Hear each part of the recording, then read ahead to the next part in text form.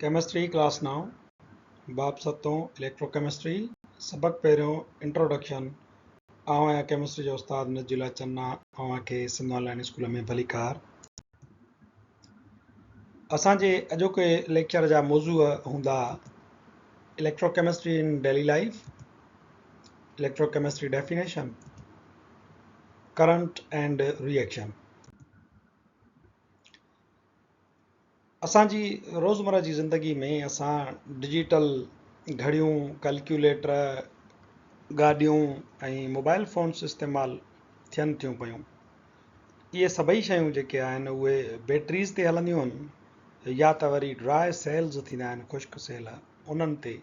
मिसाल जे तौर ते तव्हां कार में पियल इहा बैटरी ज़रूरु ॾिठी हूंदी जंहिंखे लीड सल्फेट जी बैटरी सॾिबो आहे। या वरी तव्हां हीउ ड्राई सेल ॾिठो हूंदो जेको तव्हांजे रिमोट कंट्रोल में इस्तेमालु थींदो आहे, ॿियनि रांदीगरनि में इस्तेमालु थींदो आहे। ऐं अहिड़े क़िस्म जा तव्हां सेल ॾिठा हूंदा जेके वाचुनि में या कैलकुलेटर्स में इस्तेमालु थींदा आहिनि।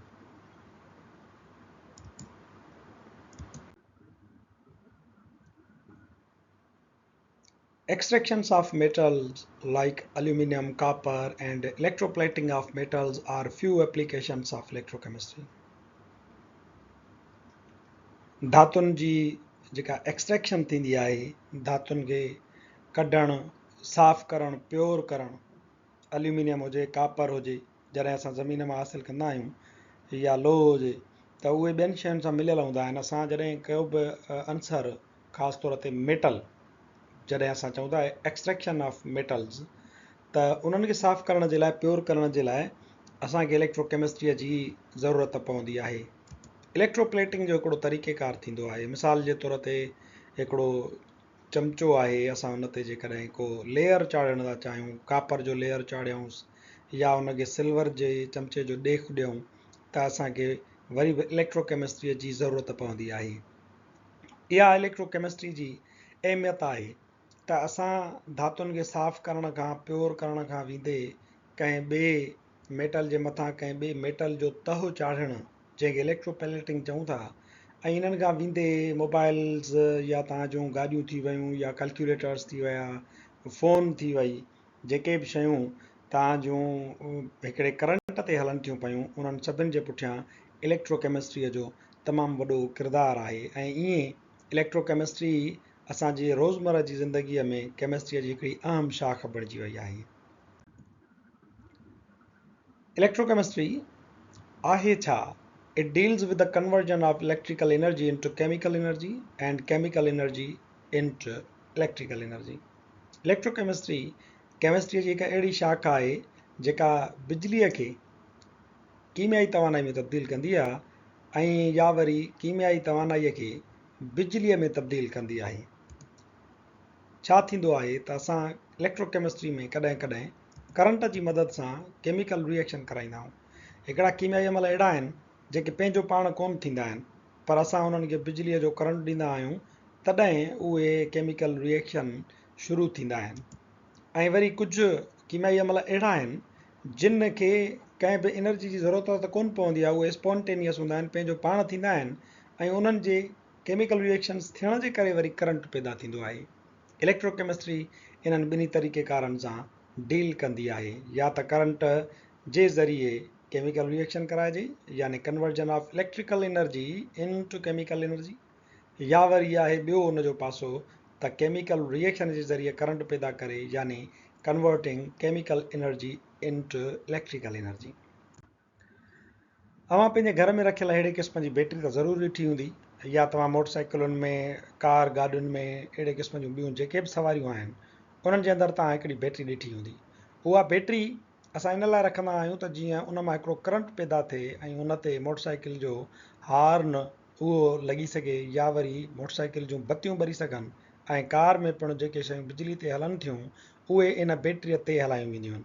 थींदो छा आहे त हिन बैटरीअ मां करंट पैदा थींदो आहे, ऐं उहो वञी करे तव्हांजी गाॾीअ जी लाइटुनि खे मिलंदो आहे, उहो वञी तव्हांजी गाॾी में पियल टेप रिकॉर्डर खे मिलंदो आहे, त उहे तॾहिं बिजलीअ ते हलंदा आहिनि।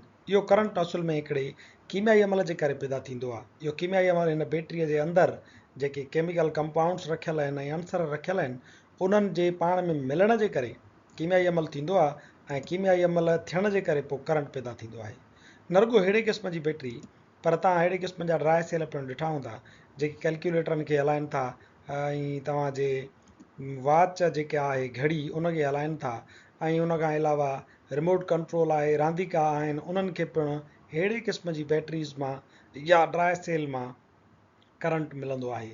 हिननि जे अंदरि पिणु छा थींदो आहे त मुख़्तलिफ़ कीमियाई जिन्सूं कीमियाई मुरकिब ऐं अंसर पियल हूंदा आहिनि जेकी पाण में कीमियाई अमल कंदा आहिनि जंहिंजे नतीजे में करंट पैदा थींदो आहे। इलेक्ट्रोकेमिस्ट्रीअ जो हिकिड़ो पासो इहो आहे त उहा केमिकल एनर्जीअ खे इलेक्ट्रिकल एनर्जी में तब्दील करण जे लाइ कमु अचे थी। ॿियो पासो वरी इहो हूंदो आहे त करंट कॾहिं कॾहिं असां इलेक्ट्रिकल जेका असांजी एनर्जी आहे उनखे इस्तेमालु करे असां हिकिड़ो कीमियाई अमल कंदा आहियूं। उनजो मिसाल इलेक्ट्रोप्लेटिंग वारो आहे त हिकिड़ो चमच आहे उन जे मथां असां चांदीअ जो या कापर जो तह चाढ़णु चाहियूं था। छा कंदासीं हिकिड़े पासे ॾांहुं असां कंहिं बि इलेक्ट्रोलाइट में बर्क पाश जेको ॻार थींदो आहे जंहिंजे बारे में असां वधीक पढ़ंदासीं उन बर्क पाश में इलेक्ट्रोलाइट में असां हिकिड़ो चमच रखूं था। ॿिए पासे खां असां उहो अंसर रखंदासीं जंहिंजो तह हिन जे मथां असांखे चाढ़णो आहे। इहो तह एसी ताईं हिन जे मथां न चढ़ंदो। ही कापर जो इलेक्ट्रोड आहे इहो ट्रामे जा ज़रड़ा हिन जे मथां एसी ताईं न चढ़ंदा हिन जे तरफ़ एसी ताईं मूव न थींदा जेसी ताईं असां हिननि ॿिन्ही खे मिलाए करे को बिजलीअ जो करंट न ॾियूं। जीअं असां हिननि खे हिकिड़ो करंट ॾींदासीं त हिकिड़ो रिएक्शन हेॾे शुरू थींदो ऐं कापर जा जेके ज़रा आहिनि आयन्स उहे मूव कंदा हेॾां ईंदा वेंदा ऐं हिन चमचे खां इलेक्ट्रॉन वठंदा इते ई हुन जे मथां चढ़ंदा वेंदा। आहिस्ते आहिस्ते छा थींदो इहो चमच पूरो तव्हांखे लॻंदो त इहो कापर जो ठहियलु आहे छो त हिन जे मथां कापर जो तह चढ़ी चुको हूंदो आहे। इन प्रोसेस खे चइबो आहे इलेक्ट्रोप्लेटिंग। हाणे ही इलेक्ट्रोप्लेटिंग जो कमु एसी ताईं न थींदो जेसी ताईं हिनखे करंट न मिलंदो। ही रिएक्शन एसी ताईं न थींदो ही वारो जेको कीमियाई अमल आहे एसी ताईं न थींदो जेसि ताईं हिनखे करंट नथो मिले। बैटरी तव्हां हितां रिमूव कंदव त इहो कीमियाई अमल हिते बंदि थी वेंदो। ही केमिस्ट्रीअ जो ॿियो पासो आहे जंहिंमें असां चऊं था त इलेक्ट्रोकेमिस्ट्री इलेक्ट्रिकल एनर्जी खे केमिकल रिएक्शन्स या केमिकल एनर्जीअ में तब्दील करण जे कमु ईंदी आहे। असांजो अॼोको लेक्चर इलेक्ट्रोकेमिस्ट्रीअ जे इन सादे तारुफ़ सां हिते पुॼाणी ते पहुचे थो। वरी हाज़ुर थींदासीं नए लेक्चर सां गॾु।